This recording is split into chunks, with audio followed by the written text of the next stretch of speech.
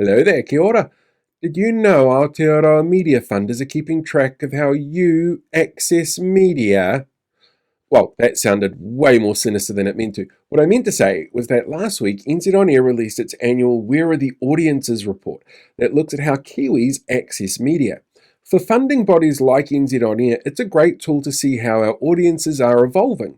For other organisations like our political parties, it's a tool to show where to best reach their core voting base and bases who may be open to their messaging. And this year's findings are fascinating. 64% of us use global video sharing platforms, like the one that you're watching this on, TikTok or YouTube, Facebook or Instagram. The second most popular way that we watch things, though, is through TV. 60% of us watch something on television each day. But this is going down every year, and the majority of people using linear TV are still over the age of 60.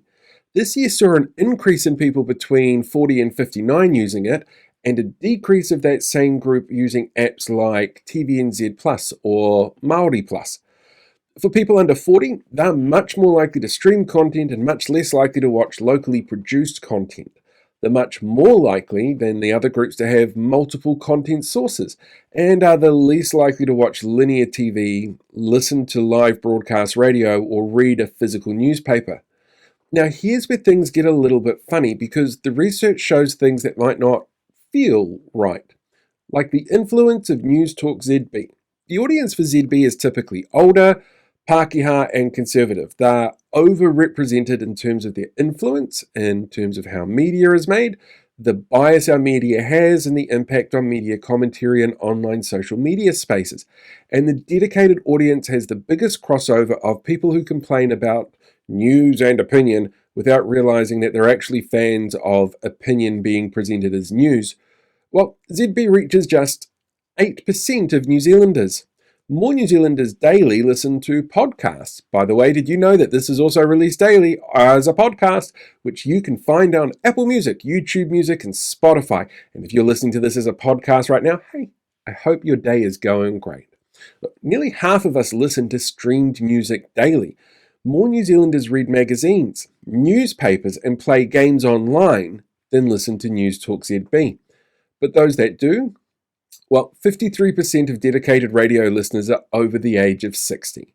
But our Prime Minister would rather sit down and talk to Mike Hosking than somebody like Moana Maniapoto. And the research also highlights why that might be. I mean, there's probably a really clearly obvious reason, but there is also another possible reason that's not very likely. And that's that Māori audiences are the lowest consumers of radio in the country by ethnic group.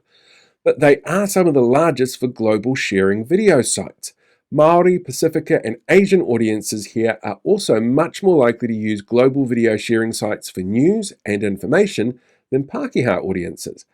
And of those sites, well, YouTube is by far the largest but has dropped slightly in use, but Facebook, Instagram, and TikTok are all increasing. In fact, TikTok now reaches 18% of New Zealanders daily. Still more than News Talk ZB. Actually, both TVNZ and Stuff are the most trusted sources of news, although TVNZ is significantly more trusted than Stuff, according to this research. But their trust values don't really move much from what we saw in last year's research. So, not a huge amount has changed there.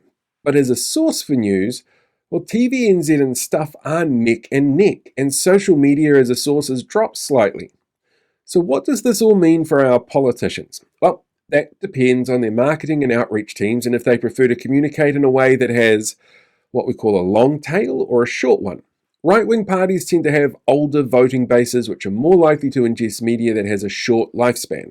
The ones far more likely to use catchphrases and sound bites and bumper stickers without thinking too much about long-term ramifications.